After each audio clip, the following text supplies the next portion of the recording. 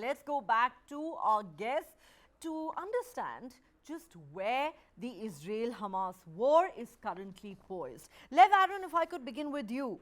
One statement made by Israeli Prime Minister Benjamin Netanyahu is making headlines, and not without reason. He says it's the beginning of the end. The exact quote is, the war is still ongoing, but it is the beginning of the end of Hamas. I say to the Hamas terrorists, it's over. Don't die for Yahya Sinwar. Surrender now. Now, you know, Israel claims that many of these Hamas operatives have surrendered in large numbers. Hamas denies these claims. But when your Prime Minister says it's the beginning of the end, as a journalist, what is your assessment of what's really happening on the ground? Because frankly, it is very difficult to have any sort of independent verification of claims made by either side. Whatever information is coming out of Gaza is either from the Hamas camp or the Israeli Defense Forces. When your Prime Minister says it's the beginning of the end, does he really mean that, it's not going to be long before they believe that they've finished Hamas? Or could it be mere bravado? How do you look at it? Okay, first of all, I'm honored to be here. You know, Henry Kissinger, the late Henry Kissinger, once said, Israel has no foreign policy, only domestic policy. So if we try to delve into Israeli domestic policy, the only consensus that right now we have in Israel is that the command chain of Hamas must be destroyed by the IDF. This is the only thing we agree about. All the other issues, we cannot really find an agreement, even within this government, about what do we want to achieve in 1 year, in 2 years, in the long run. So right now we see that quite a few colonels of Hamas were killed by the Israeli army, and also mayors and lieutenants and so on. But the real bigwigs of Hamas are still intact. And also the chain of command of Hamas in quite a few areas is still there. So as far as I'm concerned, what Netanyahu said is a bit premature. It is a bit premature, all right. That certainly is, a very important perspective coming in from an Israeli journalist. We can always trust journalists, I guess, to give us an objective perspective. Dr. Harel Chori, please come in here. Lev Aaron says the Prime Minister may have made this statement prematurely. He almost seems to think this is the beginning of the end of Hamas and therefore the beginning of the end of the war. Do you believe that this is mere bravado on part of Prime Minister Netanyahu, who obviously is under pressure both domestically and internationally, with a growing chorus for a ceasefire in Gaza, with even the United States repeatedly reminding Netanyahu that he and his forces have to do more to minimize civilian casualties? Where do you think the Prime Minister is coming from when he says this is the beginning of the end? Well, hello, Nia.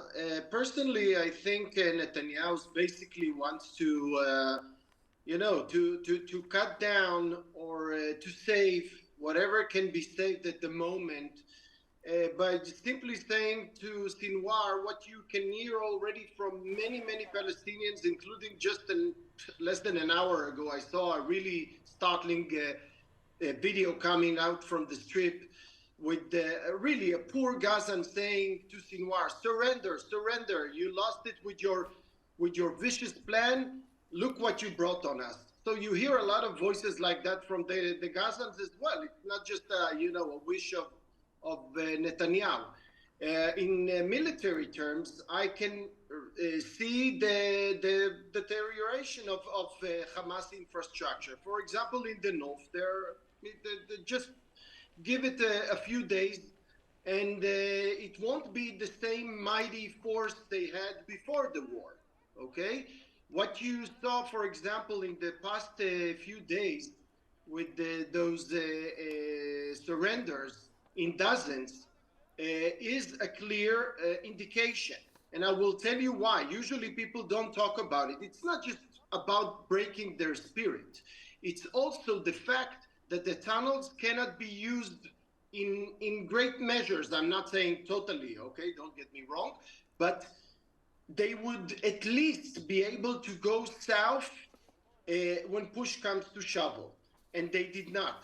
This tells you that Israel has been able to destroy, for example, the pass to the south, been able to destroy the capability to work and to fight from those tunnels for a long time.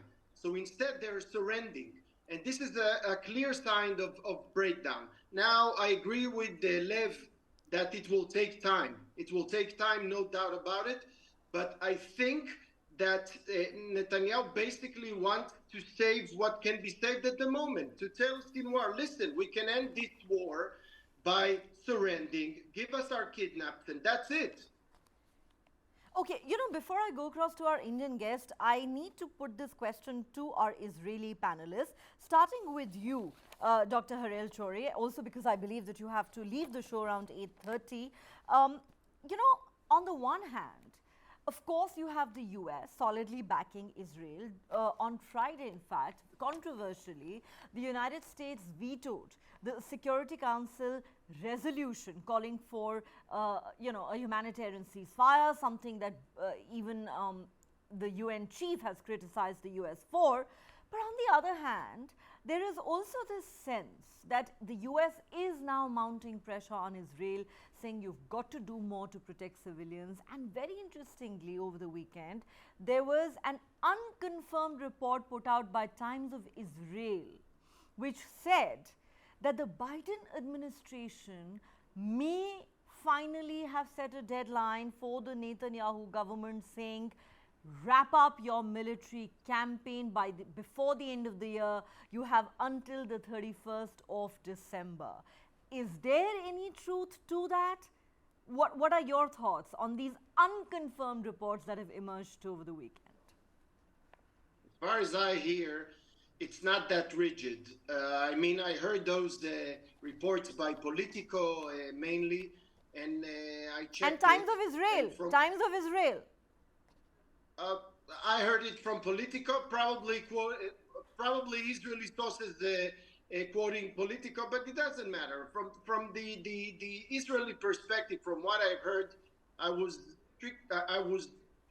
told that it's not that rigid, that America has a clear interest that Israel will win this war, and America knows that we're close to a victory. It will take more than 3 weeks, no doubt about it. However, Nia, there is something really contradictory in the way the Americans are putting it. Because on the one hand, they want us to reduce the number, to be more cautious, obviously, and to reduce the numbers of civilians that are, collateral damage. On the other hand, they tell us, but do it fast. How can you do both fast and be cautious about it? It's contradictory, of course. And another really worrying thing is that I think people don't understand that once Sinwar and the rest of the Hamas leadership hears that